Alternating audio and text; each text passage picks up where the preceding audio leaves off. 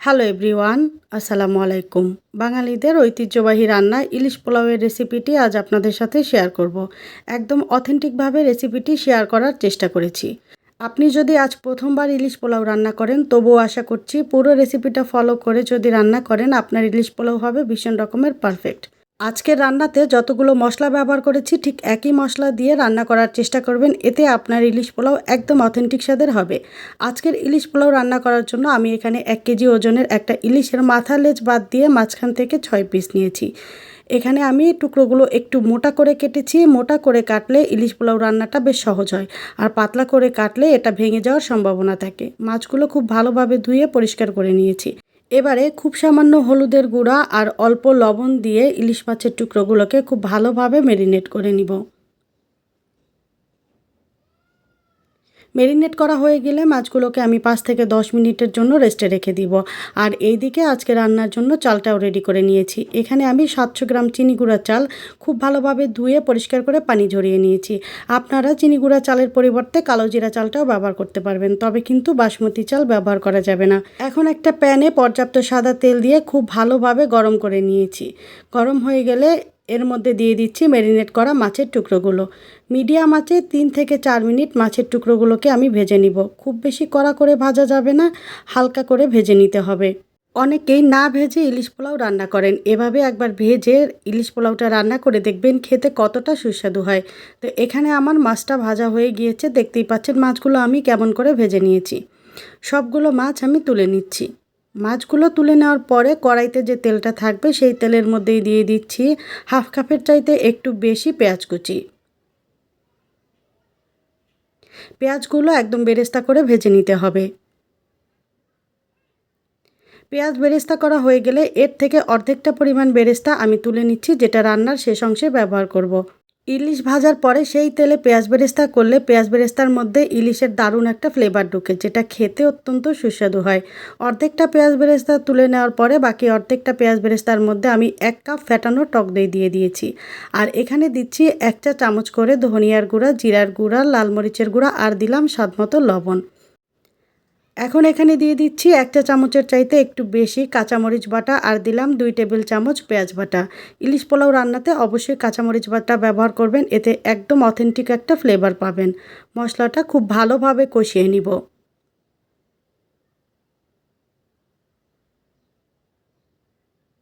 মোটামুটি 3 থেকে 4 মিনিট কষিয়ে নিলেই মশলাটা খুব ভালোভাবে কষানো হয়ে যাবে। তারপরে এর মধ্যে দিয়ে দিচ্ছি ভেজে রাখা মাছের টুকরোগুলো। এখন চুলার আঁচ মিডিয়ামে রেখে ঢাকনা দিয়ে ঢেকে 5 থেকে 6 মিনিট মাছগুলোকে রান্না করে নিব। 3 মিনিট পরে ঢাকনাটা খুলে মাছগুলো আলতো হাতে উল্টে দিতে হবে। যেহেতু ইলিশ মাছ একটু নরম, তাই রান্না করার সময় একটু সাবধানে থাকতে হবে। মাছগুলো উল্টে দেওয়ার পরে আবারও ঢাকনা দিয়ে 3 মিনিট সময় নিয়ে রান্না করে নিব। মোট 6 মিনিট রান্না করলে মাছগুলো রান্না করা হয়ে যাবে। তো এখানে আমার মাছগুলো রান্না করা হয়ে গিয়েছে। এখন মাছ থেকে যতটা সম্ভব তেল মশলা আলাদা করে এক এক করে মাছগুলো তুলে নিব।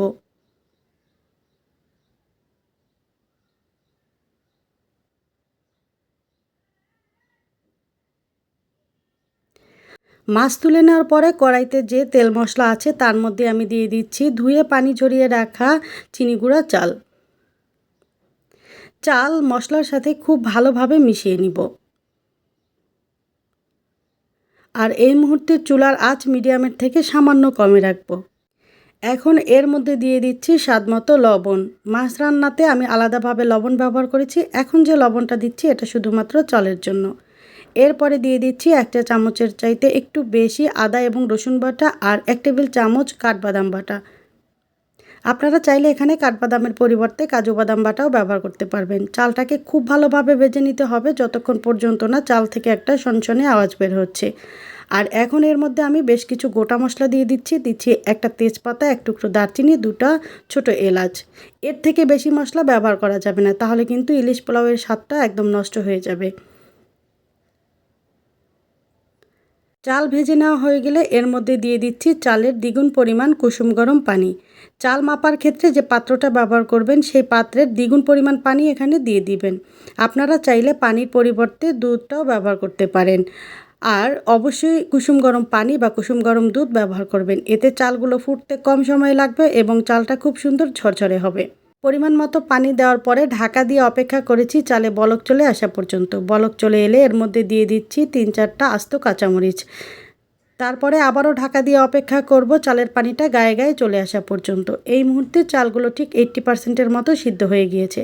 এখন এর থেকে কিছুটা পোলাও আমি আলাদা করে তুলে রাখছি। এরপরে রান্না করা মাছের টুকরোগুলো খুব সুন্দর করে বিছিয়ে দিব। এরপরে মাছের টুকরোগুলোর উপরে প্রথমে যে পেঁয়াজ বেরেস্তা তুলে রেখেছিলাম সেখান থেকে কিছুটা পেঁয়াজ বেরেস্তা দিয়ে দিচ্ছি।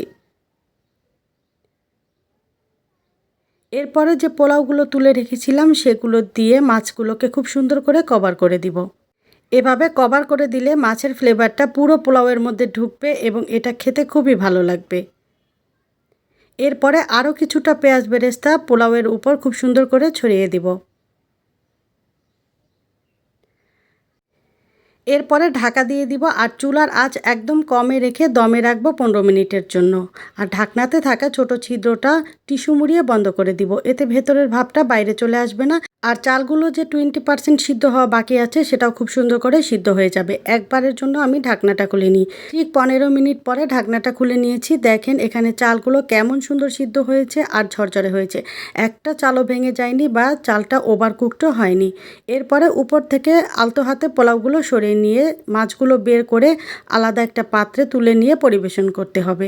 ব্যাস, রান্না করা হয়ে গেল বাঙালিদের অথেন্টিক স্বাদের ইলিশ পোলাও রেসিপি। আশা করছি আমার আজকের রেসিপিটি আপনাদের কাছে বেশ ভালো লেগেছে। যদি ভালো লেগে থাকে তবে অবশ্যই লাইক, কমেন্ট, শেয়ার করে দিতে ভুলবেন না প্লিজ। আর যে সকল ভিউয়ার্সরা আজ প্রথমবার আমার রেসিপিটি দেখছেন চাইলে চ্যানেলটি সাবস্ক্রাইব করে পাশে থাকা বেল আইকনের অল অপশনটি সেট করে রাখতে পারেন।